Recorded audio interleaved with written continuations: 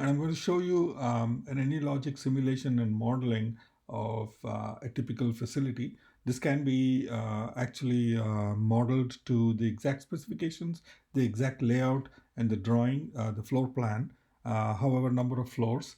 But this is just a representative model which shows one floor where there are restrooms, there are office spaces where people are working. There's also a smoke room. And on the second floor, you have a cafeteria.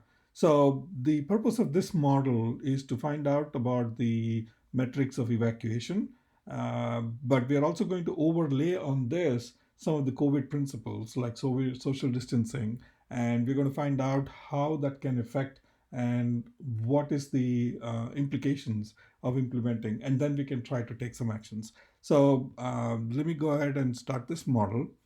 And here I can specify the social distancing radius between people. We have office workers in suits who have the social distancing metric. The visitors are just cafeteria visitors that are coming in. So let me just specify something like 1.4 meters as the social distance, which comes to about 7 to 8 feet. And let me start this model. You're going to see people coming in, and as you start seeing people coming in, when they start walking close by, it turned red, and then again it turned green as they start moving away. I'm also going to show you briefly a 3D version of this so that you can see, how the people are coming in. So as you start seeing people coming in and start coming closer to each other, you see that the circles are turning red. So that kind of shows the social distancing violations. Let me pause this and go back to the origin so I can see both the things. You will see visitors going in. So as they come in here, they go in all the way to the stairs and go to the second floor and go to the cafeteria. Now, these things are important because in evacuation, it will calculate the amount of time that these things are there.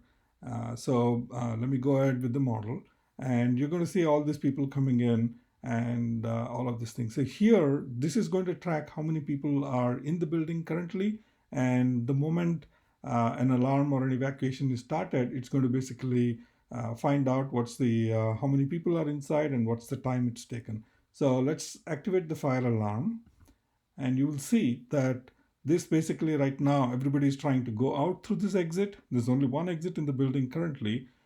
We have not activated the other exit, and you will see that this is the time that it took.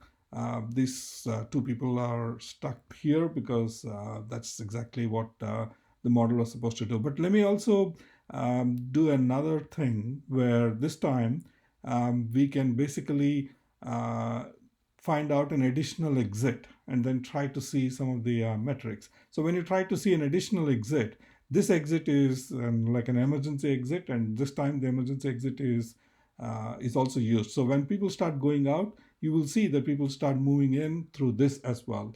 So the moment an alarm is pulled, when you have like more than about 35-40 people, you pull in the alarm, and this time you will see people going in through both the exits. And this is something that's a standard thing. And what we are trying to do is we're trying to overlay the social distancing metrics, some of the COVID principles, and what are some of the actions that can be taken. And the simulation can basically tell you how things are going to affect in terms of reduced occupation levels, or in terms of sheet glasses that can be separators that can be put between work desks and all of that stuff.